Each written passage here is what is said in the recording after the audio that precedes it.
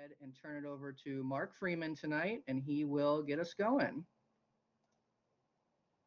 Okay, I'm an organizational development counselor. I got my degree at Stetson in 91, master's in counseling, and I kind of parlayed my work over years and years working in counseling to working with people in organizations. But one of my heartfelt areas of interest is in stress management and family and couple relationships. So I'm here tonight as a person who hopefully will give you some really great tools to help you with your stress management. And also, if I'm going to be coming back next week talking about surviving family dynamics under these conditions where it's an incubator for families to be completely stuck together all the time. So sometimes issues emerge that may be of interest to you that you want to talk about here. So, as a licensed marriage and family therapist and a licensed mental health counselor, I'm going to deal with those two things here. So, I'm happy to be here and I love this topic. So, I'm going to jump to the next slide and show you this. The name of this is Managing Stress in Uncertain Times. So, you're going to decide, is your mind going to be a healer for you, or is your mind going to be a slayer for you? And we all have the potential to either be in our healing mind, our best cognitions, or in the worst of times, our slayer mind, where we really beat up on ourselves. So this is all going to be about how to stay and remain in that mind as healer side. So that's what you're going to learn tonight. And in addition to some groundbreaking research that actually may surprise you, and you may find that stress could be used for good or for ill. So that's going to be our goal tonight, to go through this. And if you have any questions, please chat them in. I'm happy to be interrupted. Okay, this is a stress assessment. So I want you to chat in, or actually Alex is going to put up a poll box. So here are the three options you can endorse this evening. How many of you have had a little bit of stress over the last 2 months? How many of you had a moderate amount of stress over the last 2 months? And how many of you have a high degree of stress over the last 2 months? Okay, so we're seeing people join here and endorse 1, 2, or 3. That'd be great. We got no responses on 11 people. We're getting better. 9 people.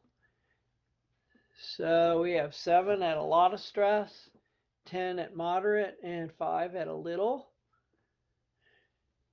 And no response out of 7. Should we keep going, Alex? See if we can get the rest of those 7? Yeah. We'll do one more push if anybody wants to throw in their vote, if they can see the poll on the screen. And you see the poll, it's a little bit of stress, 4 people, a moderate amount of stress, 11 people, a lot of stress, 7 people. Okay, Yeah. now it's going up a little bit, so that's good. So we got a pretty good. So there's been a moderate amount of stress and some with a lot. There's another response. So a lot of stress is gaining ground and moderate stress. Little stress isn't. Okay, so thanks for doing that poll. Now, I want to share this interesting 8-year study that was done several years ago, but very, very interesting. So 30,000 subjects said they experienced a lot of stress in the last year, and they believed that stress was harmful to their health. That group died at a rate of 43% higher than those who experienced less stress. How did they know they died? They looked at the actuarial tables and found that these people had died. That's a scary thought. So the researchers extrapolated for that, and they estimated that 182,000 people died prematurely in the 8 years of this study based upon their numbers, meaning that 20,000 people die prematurely from stress in America each year.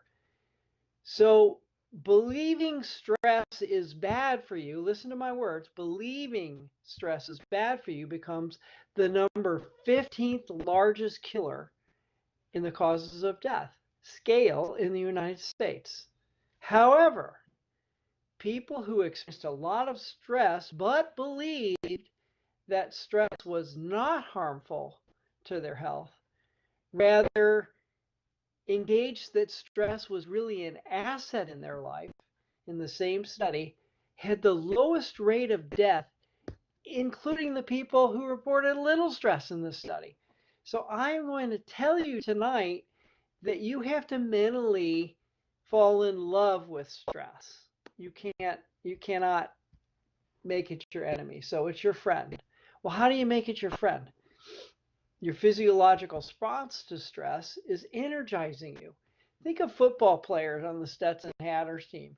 When they go out to the game, are they petrified and scared? No, they're on the sideline with their adrenaline pumping, and you see them jumping up and down on the sideline, and they're running fast. They're taking all that energy, and they're taking that heart rate increase, the faster breathing, the sweats, and the stomach growling. They're taking that as this is excitement. This is something I love. This is great. So we know that with neuroscience that distress causes you to have cortisol. Cortisol is a hormone that's called the distress hormone that really is hard on your body. When you're involved in an action where you're having to see stress as positive, it's the oxytocin miracle. It actually helps your heart pump better. It reduces the number of problems with the size of your arteries in there. So there's a physiological response. If you perceive stress to be positive and exciting, you get oxytocin, which is sometimes called the hug hormone. But it's also the hormone that really lets you address stress as excitement, not distress. Okay, what was the question, Alex? Was there a question that was put up there? Okay. No, there was no question. I just put a chat in there just to make sure if anybody has any questions, they can put them in. So, you may say, well, Mark, that's all fine and good, but how do I change that?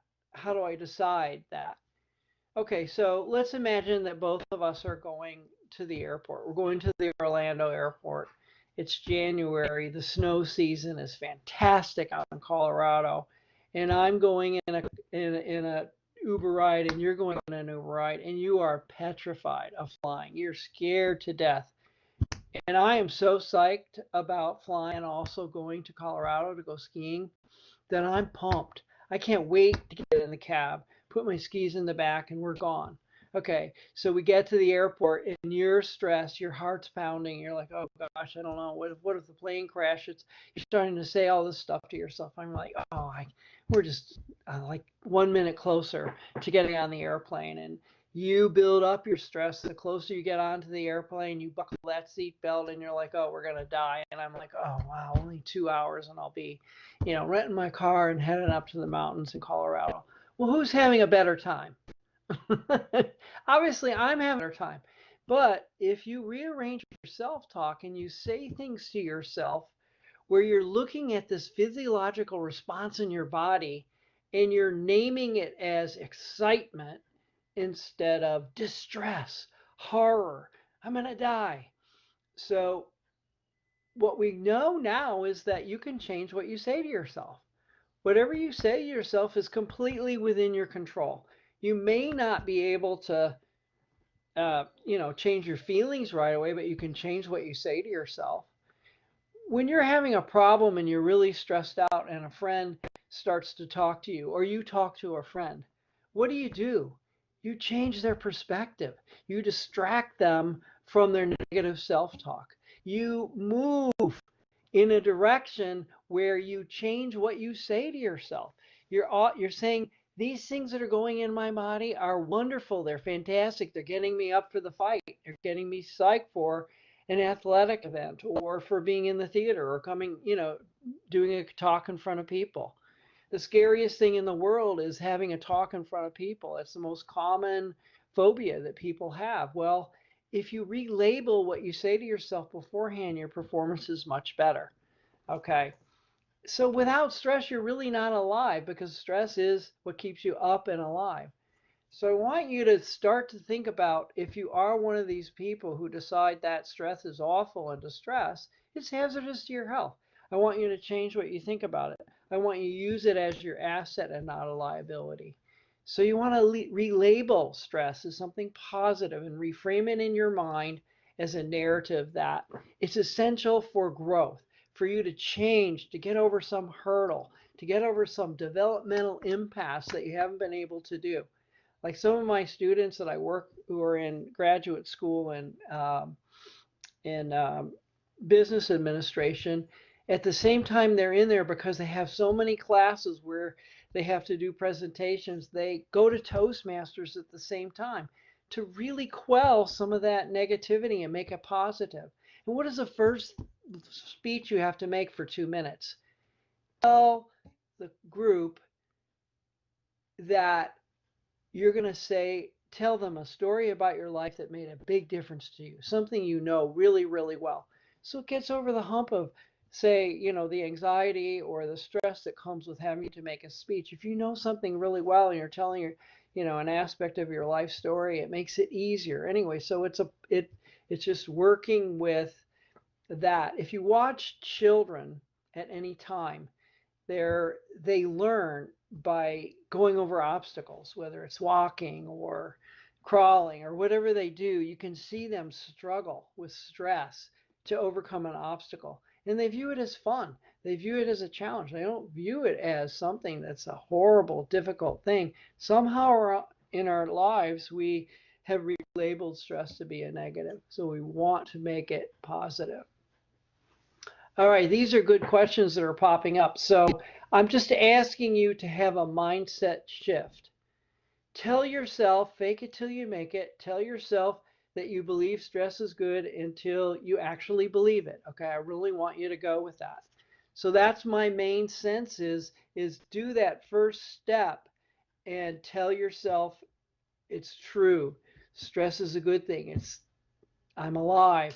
It makes me feel anxious, but it gives me a hurdle to overcome. It's an obstacle to overcome. It's like going over a sawhorse if you're a runner. Okay. So right now, go ahead. What are the questions? Before we move on, we had a couple more questions that were really good that popped in the box. First, Sue asked if you could please repeat the connection between the cortisol and the oxytocin miracle.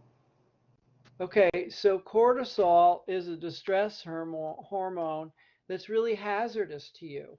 And when you start to think about stress as something that's debilitative, it kicks off the hormone of, not of oxytocin, but of cortisol. And we all know cortisol is really hard, it's really difficult, and it causes problems inside the body. So when you're thinking of stress as negative, that's the hormone that gets fired off. Oxytocin is the positive hormone related to stress that's sometimes called the hug hormone, where you embrace what is coming your way rather than running from it and being distressed from it. Rather than fight or flight, you're embracing it, saying, I can't wait to jump in the pool and swim. I can't wait to be able to do that. That's when you're bringing oxytocin into the frame and moving away from cortisol, which is dangerous, to oxytocin, which is good. Is if you start to look at, I can't wait to jump in the pool and be in this tournament and see if I can win this swim meet today and get a gold medal. Okay, so that's the difference, is to generate oxytocin, you have to shift your mindset and you have to truly believe it. It can't be fake. It can't be fake. It has to be real. You have to really see it as an asset. So that's that question. What's the second one? One more, and just let me know if any of them are getting too far ahead if you're going to address them later. But Debbie asked, how do you reduce the stress causing physical issues such as tense shoulder muscles, etc., hard to get to sleep and sleeping 7 hours a night? Okay, I'm going to get to that. Thank you. Actually, I'm gonna get to that in the next few slides. If you can bear with me, because we're actually going to do some demonstrations. We're going to practice some behaviors that's going to help your sleep, going to reduce your stress, and help you overcome what I wouldn't pose this to you that I think the mindset shift is easy. It's difficult. In the next few steps, you're going to see how we're going to be able to do it so that you really have a strategy and practical application to make it different. Good question. All right, so I want to raise your level of stress. Hopefully, you have a piece of paper and pencil by you.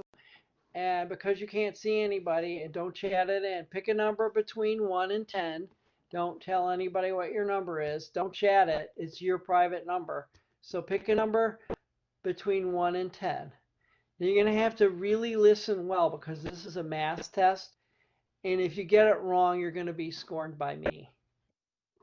Oh my God, look at all these people leaving. Okay. All right. So you got your number. I want you to multiply that number times 9. Okay? So let's say you chose 2 times 9 equals, and you have a product, okay? I want you to add the first digit of your product to the second digit of your product that you just multiplied to get a sum. So if it's 2 times 9, 18, it'd be 1 plus 8, correct? And then, okay. And so you have a single digit number, okay? I want you to subtract that single digit number by 5. Take 5 away from that number, and you should have a single number on your page. Okay, I want you to write that number down and circle it. And then I want you to match it up with the alphabet. Where does your number fall on the alphabet? Okay, Julia got lost, so it's okay. I'm just going to back up. Multiply your number times 9 for a product. 3rd grade math, that's fine. You got a product. Add the first digit of your product to the second digit of your product for a sum. Okay? So if your product is 9 times 2, 18, 1 plus 8 equals, okay, subtract by 5. You have a single digit on there. Look at the alphabet. Where does your number match up with the alphabet? 1 is A, 26 would be Z. Okay, you got a letter. Write a big capital letter on your page. That letter that is affiliated with your number. I want you to think of a country that starts with that letter. Think of a country that starts with that letter. Write the country's name down. Look at the second letter of your country and choose an animal that starts with the second letter of your country. An animal. And then write the color in the animal on your paper. What is the color in the animal? Okay. Now here we go. I want you all to answer. It's not a gray elephant from Denmark, is it? What did you get? Yes. Who else? Did anybody get the gray elephant from Denmark? Oh my gosh. Oh, eel. Eel's fine. No, Nan. Anybody else did anybody get the orange orangutan from the Dominican Republic? Or did anybody get the you from Dubai? Eagle's fine too. But what did that work? Okay. This is the law of averages. This is why your mind needs to be worked on intentionally in changing the way you view stress. Okay, we raise the stress level because it's math, right? But why did you choose a gray elephant from Denmark? Well, the math rule of nines, anytime 9 times any one of those number you chose is going to get, so 7 times 9 is 27, 2 plus 7 is 9. In base 10 math, you're always going to get 9. You subtract by 5, you're always going to get 4. 4 lines up with D. If you've been educated in North America, we're more Eurocentric. And so we think about Denmark as the first country. The reason elephant is so obvious is because you've seen this giant pachyderm when you were a kid at the zoo, and it's sometimes the first animal you remember. So I tricked you with probabilities. If you came up with a gray elephant from Denmark, I intentionally wanted you to get that. I wanted you to see stress as something that's bad, and I led you down that path. Okay, you can change that. You can be an orange orangutan from the Dominican Republic. You could be an ostrich from the Dominican Republic. You could be from Djibouti and have something else. My point is that you can change how you think about something. That is totally in your control. And that's the whole point of this test. Sometimes you're in your comfort zone when you think about that gray elephant from Denmark. You know what I'm saying? So I just want you to get out of that space, that you don't have to believe that. Okay, so here is what you do, going back to that original question. When your cardiovascular system is, when your whole system is in fight or flight, and you are up, up, your eyes dilate, your breath gets shallow, your stomach grumbles, your hands get cold and sweaty. Things start to happen physiologically. If you try to get relaxed from that state, almost impossible. Almost impossible. The only thing that I have found that I work with college students and adults to get rid of that charge of adrenaline, cortisol that's pumping through your system is for you, when you're like that, is to do some kind of cardiovascular exercise. Because what's happened is your sympathetic nervous system, which is the alarm nervous system, gets ignited and you're charged up. You can't, it's just banging around inside of you. You got to get it out.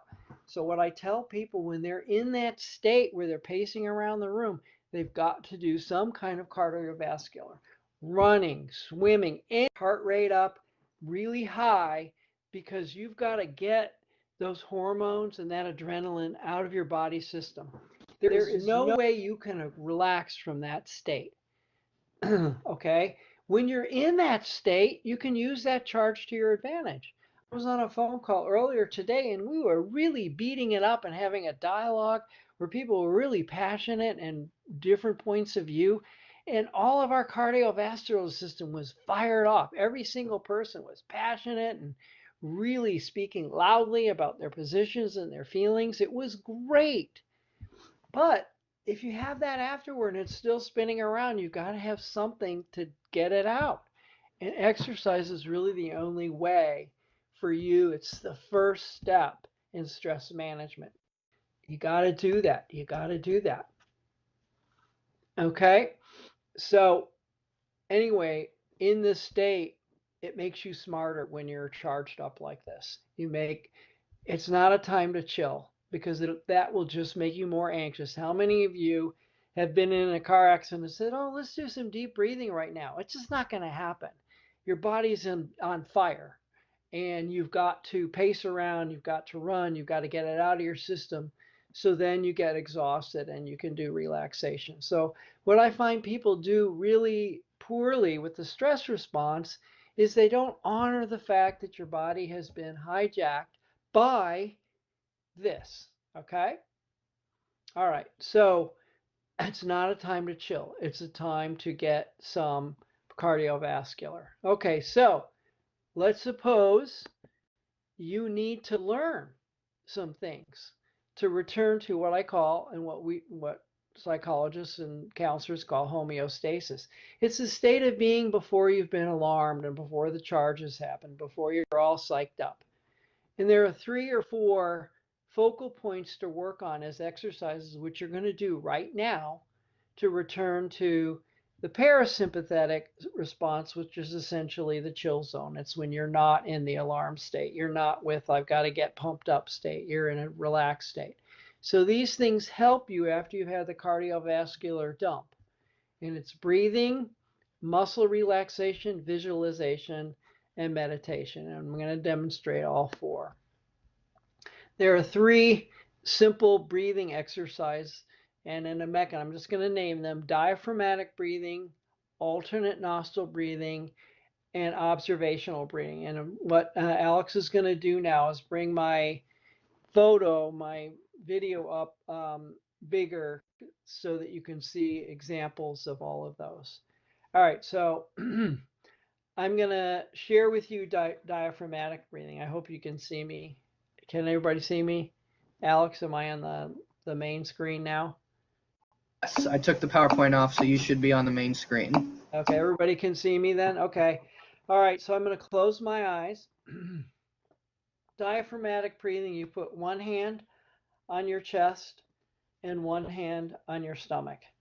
The goal of this breathing and closing your eyes seems to help. I want to go an in-breath through the nose and an exhalation through my mouth. My goal is to push my stomach out, which is the diaphragm is right under your rib cage, to push my stomach out as far as I possibly can on an in-breath, if you can see me, and barely move my hand, because that's where shallow breathing takes place in the upper chest. So I'm going to do a couple for you. Hopefully you can see.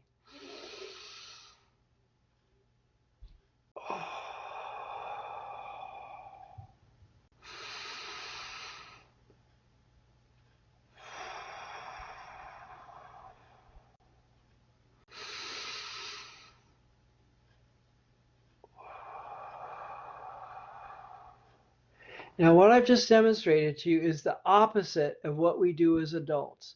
We spend a lot of time holding our stomach in because we want to appear to be thin. Okay? But if you look at a baby in a crib, look at a baby in a crib that just has a diaper on.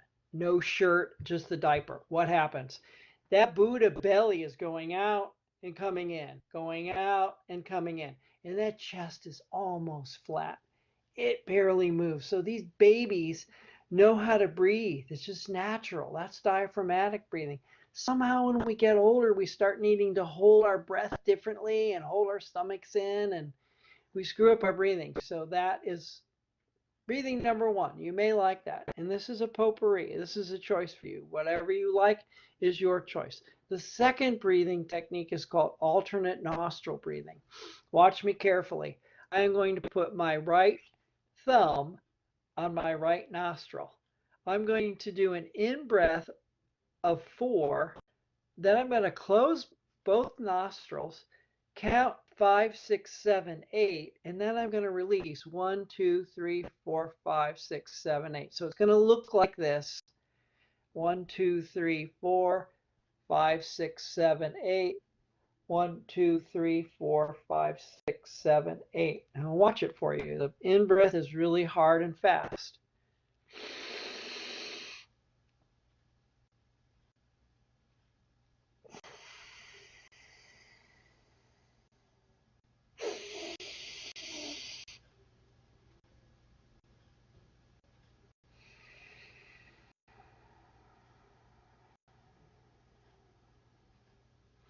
That's 1 repetition.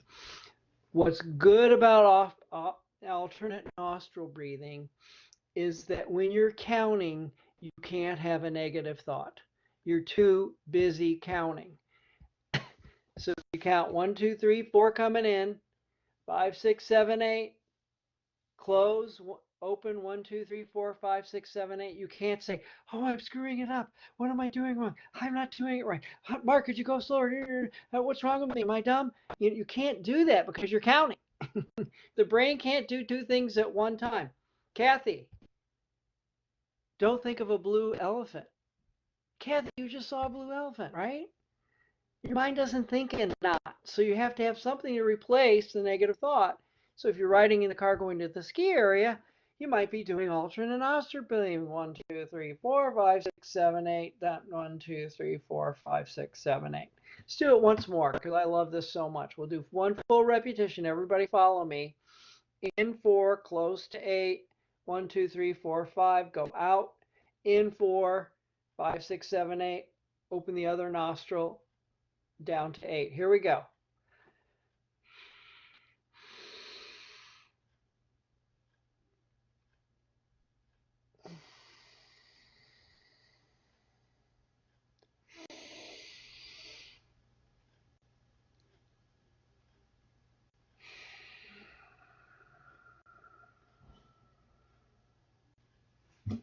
Imagine doing 3 of those repetitions.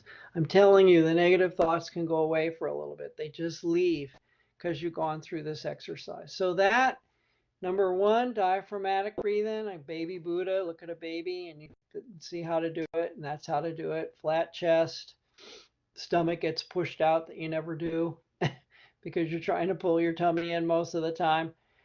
Alternate nostril breathing, 1, 2, 3, 4, 5, 6, 7, 8, and out, 1, 2, 3, 4, 5, 6, 7, 8. And the last one is very simple and different. It's called observational breathing. You're not trying to change a thing. And watch me for 30 seconds. I'm just going to observe my breath.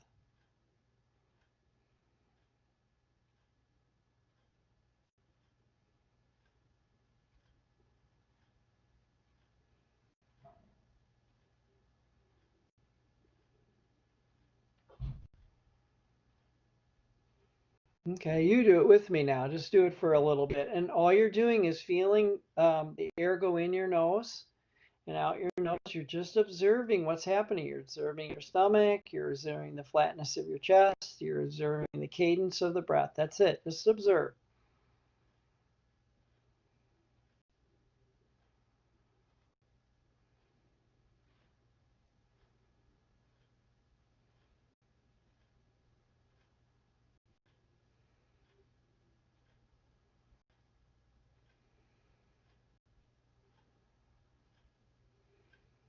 Okay, so you have your choice. Why breath? Breath is the first force. Without breath, you're not going to live. So if you're working with breath, it has the most immediate impact to bring that level tension down. Notice how my voice has gotten softer. It's because I've just done this breathing a little bit. It's just, I'm chill, more chill. So the breathing is very important to do first because it takes the stress down a few octaves, down, down, down, down. Okay, so then the next one is muscle relaxation. It's called progressive muscle relaxation. So basically, you work through each area of your body, you flex it and release it. You start from your feet, you go to your head, you measure 1 to 10. 10 is fully flexed, and 1 is relaxed. So you're monitoring the level of tension in your hands, for example. I want to get it to 10. And then I want to drop it to 1. So you start to feel where you're holding tension because you're doing this with every muscle group. I'm going to walk you through it. You're going to feel so different with the tingling in your muscles. Someone asked earlier about, what about Mark? What about my shoulders? Oh my gosh, shoulders are the biggest place of tension. Okay, turn the PowerPoint off for a second, Alex, and we're going to do an exercise in a few minutes where I'm going to make you put your shoulders as high up as you can and to hold them to 10 to exaggerate the tension you usually hold. And then I'm going to ask you to drop and let it go. Okay, so you know 1 and 10. So you're sitting at your desk going, gosh, my shoulders feel tight. What number are they? Oh my gosh, they're 6. Let me do the muscle relaxation and have it go to 10 and to 0 or 1 so I can feel what it's like to let go instead of just holding this 6 level of tension that might give me a headache. Okay, so we're going to work through it. So you can't see me, but I'm going to back up a little bit. You can't see me really completely, but I'm going to start with my feet. So just look. What I want you to do is I'm going to close my eyes in the chair, but right now I'm pointing my feet away like a gymnast does, right? and pointing them very, very tight. You can do it along with me. Point them. Go to 1, go to 10. Point your toes like you've got to do this perfect routine in gymnastics, and you're pointing your toes to 10. Release to 1 and let your feet drop to the floor. Take a cleansing breath. So let's do that again. Point your toes. Point, point, point. Drop. Take a cleansing breath. Just feel that tension go into the ground. Feel the tingling in your feet right now just by doing that twice. All right? Point your feet to your face. The other way. Arch. Arch your ankles. Go this way. Go the other direction. Tight all the way to 10. Stretch, stretch, stretch to 10 till they shake a little bit. Drop. Go to 1. Take a cleansing breath.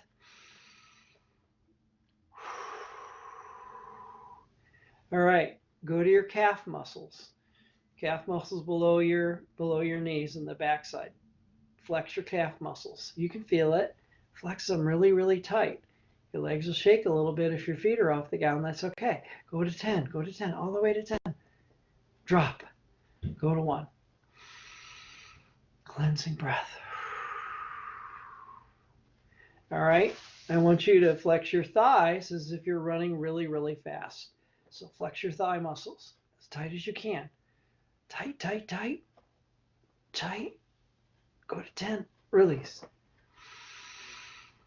Cleansing breath. Just let your feet drop to the floor. Another place we hold a lot of tension is our tight rump. I want you to flex your butt as tight as you can. Tight, tight, tight. Flex. Go to 10. Release your glutes. Cleansing breath.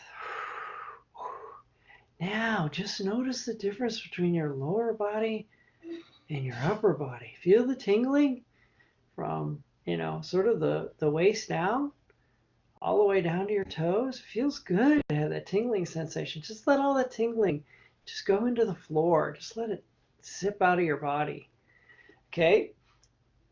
I want you to flex your muscles if you're about to get hit hard in the stomach. Flex.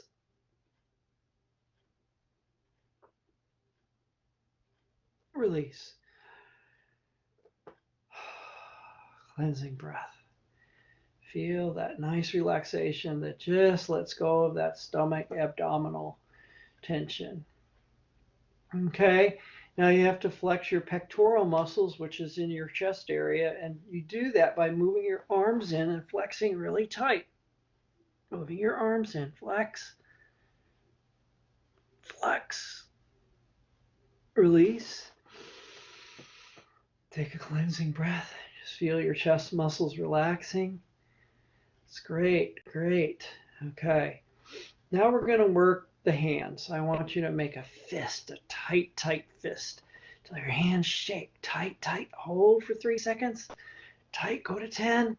Release. Just let your hands drop to your lap. Cleansing breath.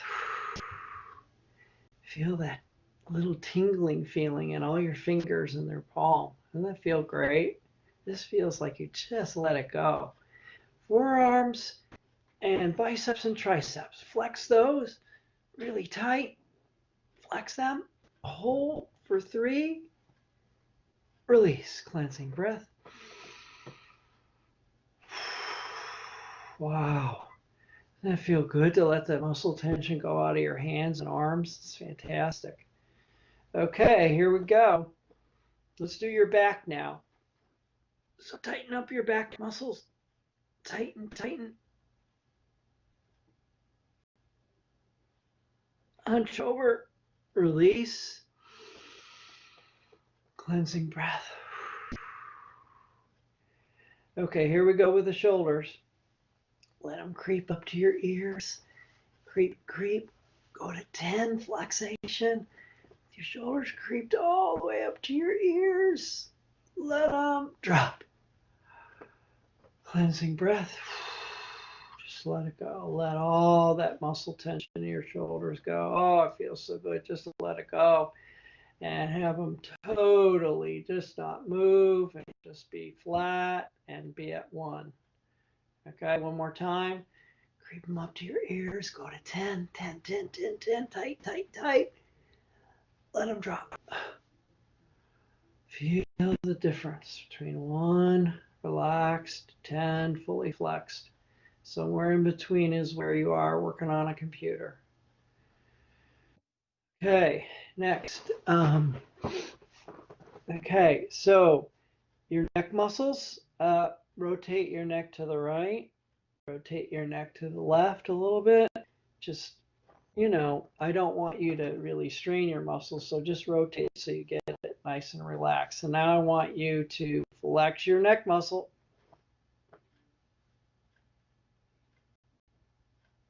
Release. Cleansing breath, and feel that feels good to let tension go in your neck. You wouldn't believe how many muscles there are in your face. You would not believe it. We're going to enjoy that right now. Okay, I want you to clench your teeth and tighten your jaw.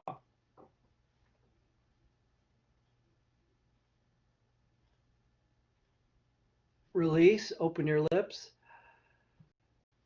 Cleansing breath. Feel how good it just feels to have your jaw be more loose. Oh, sometimes we hold tension in our jaw. Some of us grind our teeth at night, and this really helps with that if you do the clenching jaw and releasing exercise, because tell your body what's the difference between 10 and 1, so maybe you grind your teeth as much. Okay, now I want you to think about the bridge of your nose where my glasses are sitting, and you are going to scrunch your face up like a prune to that spot on the count of 3. 1, 2, 3. Scrunch.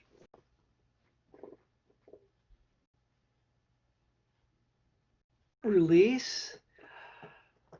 Cleansing breath. Whew, feel how good that feels in your facial muscles, just letting go. Oh, feels so good. Surprising how much tension we hold in our face. Okay, I want you to raise your eyebrows up as high as you can. See if you can touch your scalp. Raise them, flex them as much as you can. Flex, flex, flex, flex. Release. And just let that forehead strain, those muscles relax. Now scan your body. Feel the tingling sensation everywhere. You have just worked through every muscle group, and you found any elements of tension, and you removed it by going to 1 in this relaxed state. You're in the parasympathetic nervous system now, not the sympathetic or the at charged or fight or flight. You are chill in your muscles. There's one quick way sometimes when you don't have time to do this whole thing that we just went through. And this is it. I teach this to college students. Call it the college student version. You do 2 repetitions, and guess what? You're going to flex everything at once. All of it. You ready? On a count of 3, I want you to really go for it. Everything we just done individually, we're going to do it all together. 1, 2, 3. Flex. Release. Cleansing breath. Whoa. Wow. Feel that. It's like a rush of energy leaving your muscles. One more time. Get ready. 1, 2, 3. Go. Release. Cleansing breath. Sometimes you don't have time to do all of those. Okay, you can come back with the PowerPoint, Alex would. All right, so one of my favorite activities to change your mental state is called the favorite place visualization. So look at how we worked body systems. The breath of life, first force in your life. Watching from tonight. You don't have life. Muscle relaxation, really understand your neuromuscular tension and where you hold it. Really good learning experience with progressive relaxation. The best way to move away, go to the, oopsie, I gotta go to the next slide. The next thing you want to do is think of a favorite place in the world. So when I'm working with athletes, sometimes that favorite place is their peak experience in athletics. For me, it's skiing a mogul run in Colorado and being able, I know exactly the run. It's on Vail Mountain. I know exactly how well I do, and that's where I go. Okay. So whatever yours is, I don't know. It could be the beach. It could be a mountain cabin. It could be your backyard. It could be down by a lake. But you have a favorite place, and this place must be pure.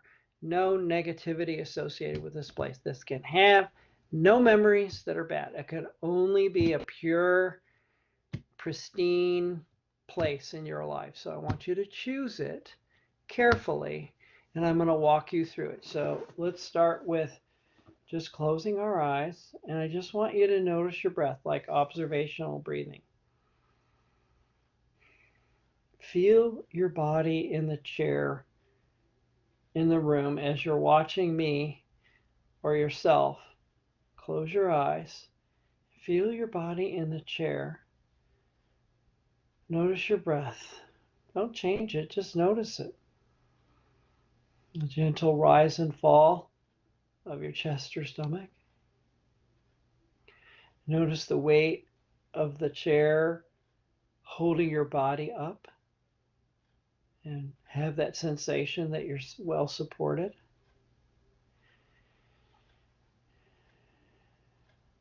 I want you to put your awareness in your heart. I want you to really be discerning and feel your heart in your chest, and feel the gentle pulsing of your heart in your chest.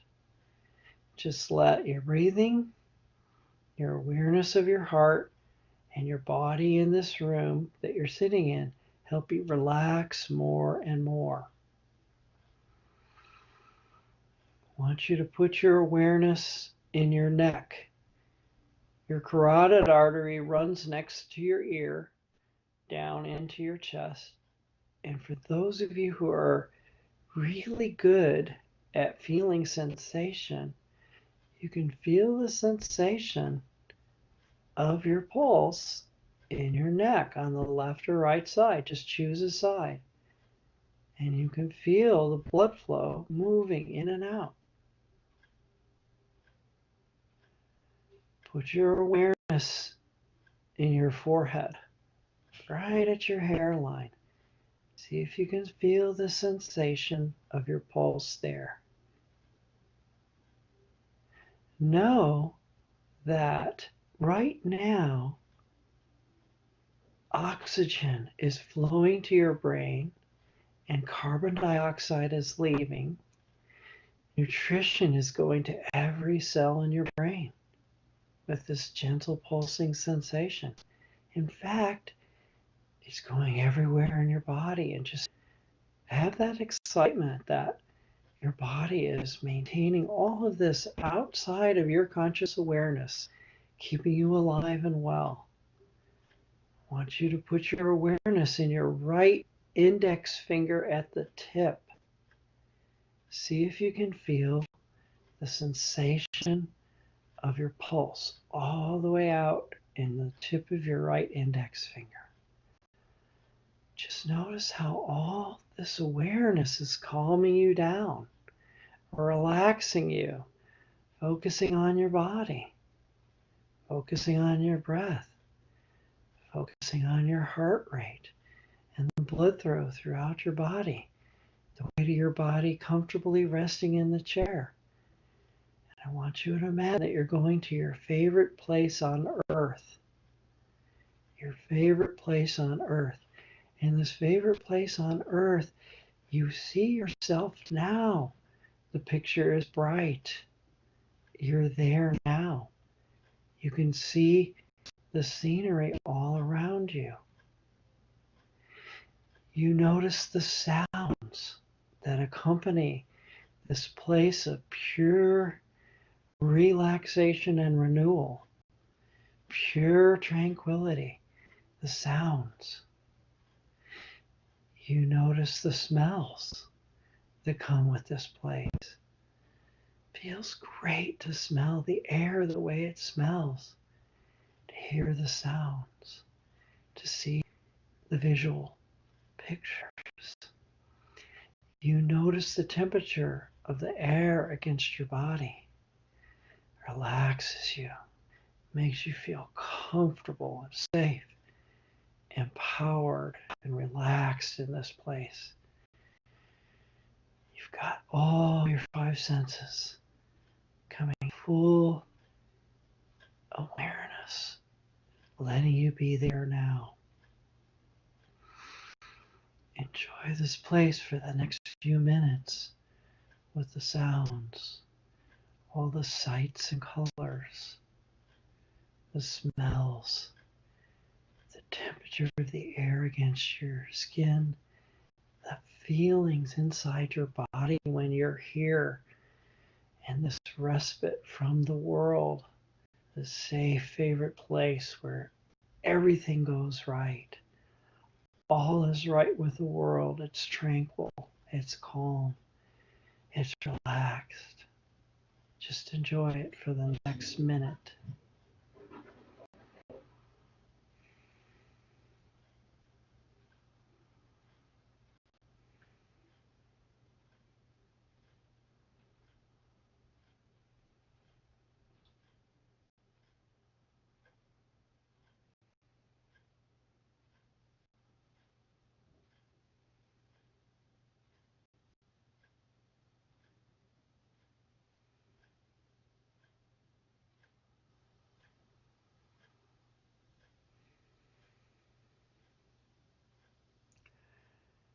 Okay, we're going to bring this experience to a close. However, I want you to bring back anything you want to bring back from this place, and know that your next journey here will be much easier because you've already dwelled here before. All it simply need to say is that place, that word, that phrase, and you can close your eyes and go back there and feel the temperature of the air against the skin, the sensation inside your body, the sounds, the sights, and the smells will all come back to you as you close your eyes and say a phrase about your place whenever you need a break, to go to tranquility, to go to calm. So when you're ready, I want you to come back into the room and feel yourself in the chair in the room. Notice the sound of Mark's voice, the sense of your breathing here, and bring back anything you want to bring back from this experience. And when you're ready, in a few seconds, open your eyes and chat with me your feelings, your experience, what happened. Thank you very much.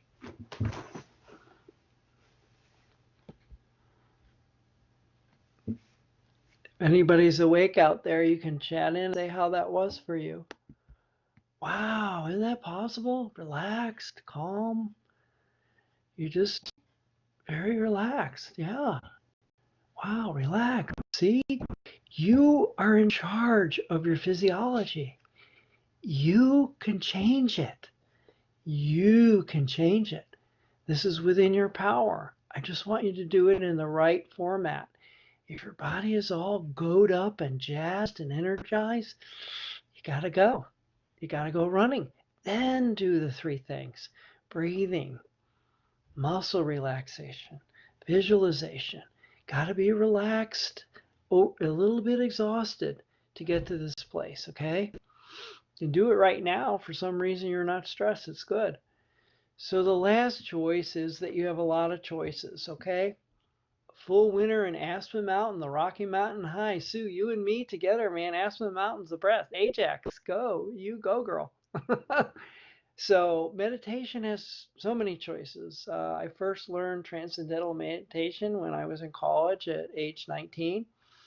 And it's about repeating a mantra. You can learn about it and do it. It's you just repeat a mantra and relax, and you do it for about 10, 15 minutes,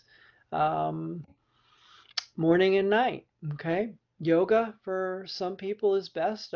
Someone in yoga, movement meditation. Some people don't like just sitting still and being, they've got to move a little bit. So yoga offers a movement meditation. It doesn't matter how you do yoga. I'm bad at yoga, but the guy comes over, you're bad at yoga, Mark, but your breathing is great. And that's what happens. People stop breathing when they do yoga. People stop breathing when they do physical exercise sometimes. They stop breathing when they're playing golf and hold their breath. Well, yoga teaches you to keep your breath moving. It's more important than what you're doing in the poses, really. So that's another one you can do, just to practice keeping your breathing and not stopping your breathing and have a rhythmic breathing. So yoga is great for some people. Movement meditation.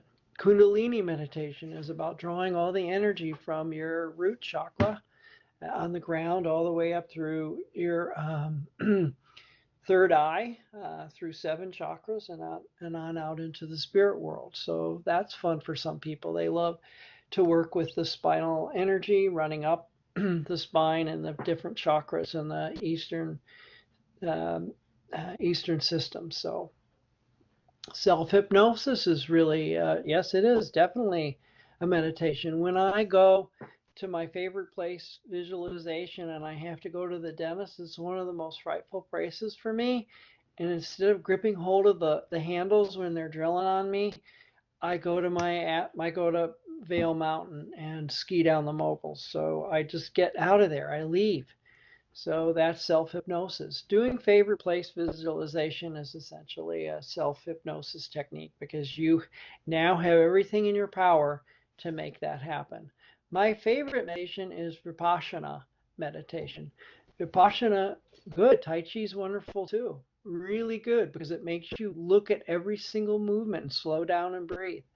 Vipassana meditation is what I do now. I go to Jessup, Georgia, and it's a 10-day silent meditation retreat in the wilderness, and you eat vegan or vegetarian food. You are in silence for 9 days. You can't look at anyone the entire time you're there. You cannot speak. And you go into the Dhamma hall and meditate with 30 of your Dhamma brothers and 30 of your Dhamma sisters on either side. You're confined in a closed space. You can't leave there. You surrender your cell phone. You can't do anything. There's no books. You just meditate for 10 to 12 hours a day. So it's meditation boot camp, and it really helped me do that. Any of you practice meditation? See the box up here. Let's see who does. Wow. Okay, 5 of you do. So let me ask you a question. Those of you who do, what do you find some of the benefits? Chat in some of your benefits that are helpful that you can maybe encourage others to try meditation. If they see that there's a benefit for it, makes me smarter, makes me more have mental clarity. I don't have as many emotions running inside of me that run rampant. So that's the benefits for me. You may have all different reasons. The 5 of you who do, what are your benefits from it? Chat in, and what do you get from your meditation? Grounding in the moment, releasing tension immediately. Okay, it's great. Anybody else want to say what the benefits? Meditation's hard. Even though, we really do it every day. When you drive to work, you're meditating because you're on autopilot. Have you ever driven your car for 100 miles on a long journey and you go, how in the world would I have touched those brakes? I was in La La Land and I don't even know if I would have stopped. Yes, you would, because you're on autopilot. Your basal ganglia is driving the car so you can go in La La Land.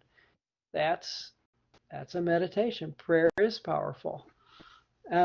So anyway, typically you do meditate more than you think. Every time you take a shower and you do the routine, the same routine in the shower, it's a meditation. You're alone, generally speaking, and that's it. There's no proper way.